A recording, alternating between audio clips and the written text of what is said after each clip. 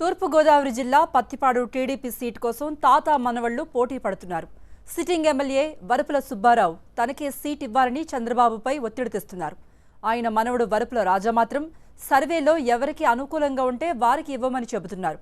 చంద్రబాబు ఏ నిర్ణయం తీసుకున్నా కట్టుబడి పనిచేస్తామంటున్నారు వరపుల సుబ్బారావు మనవడు రాజా.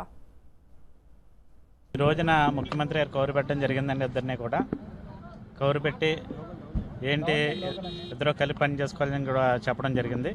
నన్ను కూడా అడగడం జరిగింది. నన్ను అడిగినప్పుడు సర్వే ఎవరికి బాగుంటే వాళ్ళకి ఇమ్మని చెప్పి చెప్పడం జరిగింది.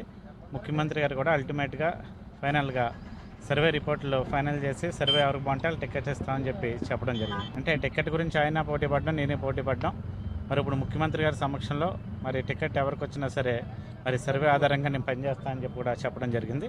మరి నేనైతే ముఖ్యమంత్రి గారు మరి ఎవరికి చెప్తే వాళ్ళకి సర్వే ఆధారంగా ఎవరికి టికెట్ ఇస్తే వాళ్ళకి తప్పకుండా పనిచేస్తాను. మా తాతగారికి టికెట్ కావాలని అడిగారు. నేను కూడా సర్వే ఆధారంగా సర్వే నాకు బాగుంటే నాకు ఇవ్వండి, ఆయనకు బాగుంటే ఆయనకు ఇవ్వండి అని చెప్పాను. ఏదన్నా గెలిచే క్యాండిడేట్కి ఇవ్వాలన్నది నా అభిప్రాయం. ఫ్యామిలీని బట్టి అక్కడికి వెళ్ళరు కదా సార్. ఎవరైతే గెలుస్తారన్నది వాళ్ళకి ఇవ్వాలా. నేను అవ్వచ్చు, ఆయన అవ్వచ్చు, ఇంకో వ్యక్తి అవ్వచ్చు. చంద్రబాబు నాయుడు గారు ఎవరైతే గెలుస్తారని చెప్పి సర్వేలో మరి ఆధారం చేసుకుని టికెట్ ఇస్తారో వాళ్ళకి నేను పనిచేస్తాను. సర్వే ఆధారంగా సర్వే ఆయనకు బాగుండి టికెట్ ఇస్తే నాకు అభ్యంతరం లేదు. ఎట్టి పరిస్థితుల్లో తగ్గలేదండి. 100% కాపుల్లో ఆధారం ఉంది తెలుగుదేశం పార్టీకి. అది గతంలో జరిగినటువంటి కాకినాడ ఎన్నికల్లో రుజువైంది.